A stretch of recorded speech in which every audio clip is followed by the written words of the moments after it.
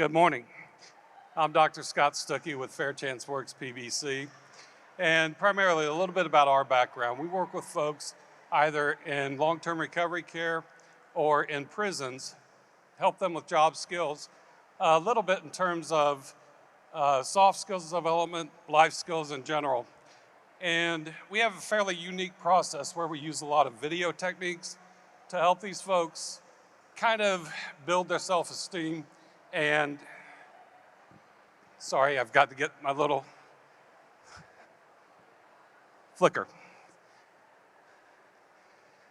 So we work with these folks to try and really boost their confidence a bit, because being out of society for such a time, it takes a lot to get them to a point where they can be successful in an interview. We use a lot of video so that they see themselves answering questions, some of the fairly tough questions, provide a lot of feedback, and then at the end, we bring in a green screen, studio lights, make a production out of it. So I invite you to come by booth 6A just behind the curtain, and you can see some examples of what we do. But here, today I'm going to talk about employment amongst these folks. We work with a lot of individuals that really struggle with barriers to employment. And one of the things that we constantly hear is the amount and the level at which they get turned down.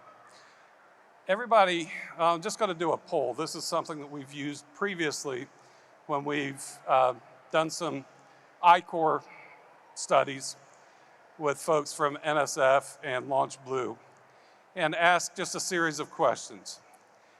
So put yourself in an employer's capacity. You're working at a company, maybe 200, 300 people, and you've got to hire 4 individuals quickly. How many of you would spend $40 or $50 to get a background check on an individual you might be a little suspicious of? I know I would, okay? I mean, you almost have to. And then we asked, well, when would you order that background check?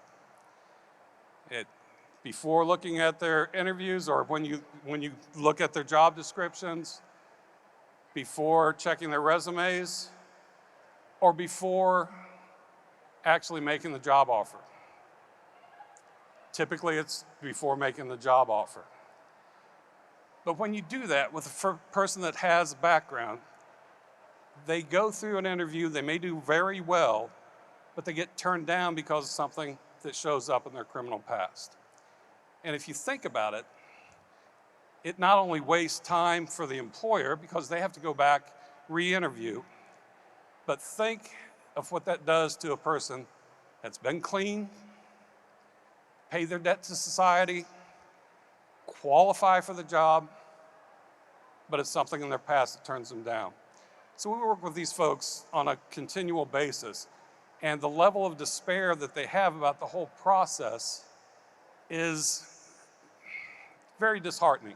They say, why do I interview? Because once I get to that point, I'm just going to get turned down. What's the sense in it? So we then ask the question, well, what if that background check was free? Then when would you look at it? So we advocate that if you can make everything up front, make the whole hiring process far more transparent, it's better for the employer and it's better for the job seeker. Because knowing up front what their background is and knowing the background of the employer and what he's willing or they are willing to consider makes a big difference. The deaths of despair that we looked at up here is something that Appalachian Regional Commission came out with a recent study. And I think that's a really good, I mean, the numbers are ugly. There's no doubt about it. But going beyond the number of overdoses, I think is something that we really need to consider. Everybody's familiar with the overdose, deaths by overdose, and the whole scourge that's been created there. Kentucky, West Virginia are right up there at the top. And I'm not saying anything negative, it's truly tragic. But when you look at the other factors, for again, people that can't find work, leads to disparity. If they can't find work, they often just go right back to their old habits, repeat the cycle again, and unfortunately can end up in some of the results like you see on the screen there.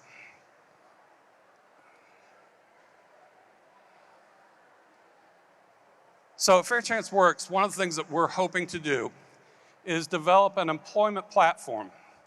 And if you look at the little model on the right, to be able to go from the job seeker to the employer for a second or fair chance worker is not as simple as it seems.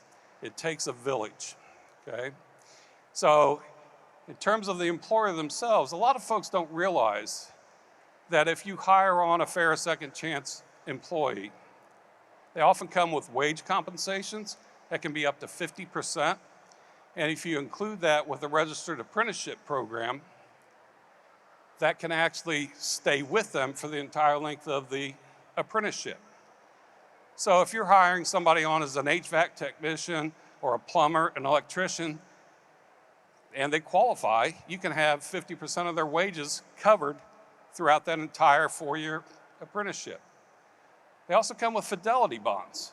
So anybody that you hire in the state of Kentucky automatically, with that background, comes in with a up to $25,000 bond. So if they steal from the company or something happens, you're covered as an employer for $25,000, which is pretty cool. I mean, it takes a lot of money to bond someone. These folks are already bonded. How can they do that? Because only 1% ever have to file claims. And then finally, you can receive tax credits up to $9,600, depending again on the number of checks that take place. So the incentives are there for employers, but there's still a lot of stigma involved, a lot of barriers that they have to reach and overcome. Some of those barriers, I mean, once employment is key, but keeping and maintaining that employment is also vital. So that's where the other folks come in. Resource centers, the recovery centers, the judicial system, service providers, all the folks in the community that have involvement with folks in reentry or recovery need a place where they can share data, they can share information. I mean, there's plenty of folks and there's plenty of effort to help these individuals, but right now it's currently very scattered. Folks are in their own pockets doing their own things, doing great work. And we're advocating that here in Eastern Kentucky, if we can set up a network where all the providers that are working with these folks, including the employers, can come together, share information in a highly secure fashion, so it's not out there in the public or anything of that sort, it would help the long-term goals associated with recovery and reentry. In terms of society, we all know that it costs a lot more to incarcerate an individual than it does to provide them with a job and keep them out of their other habits. And if we can reduce the amount of deaths of despair, then it's worth the effort by all means. We've had the fortunate opportunity to work with many of these individuals on a regular basis. And when you hear their stories, when you get to know them, when you give them a chance, it's amazing at how well they perform. I know that sounds like a soapbox story, but it truly is. Many of them have high incentives. I mean, the incentive is keep your job or go back to jail. That makes for a fairly loyal employee. Okay?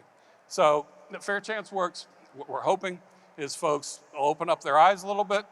We're at booth 6A, just behind the curtain here. Come by, see some of the samples of the folks that we've worked with, and sign up.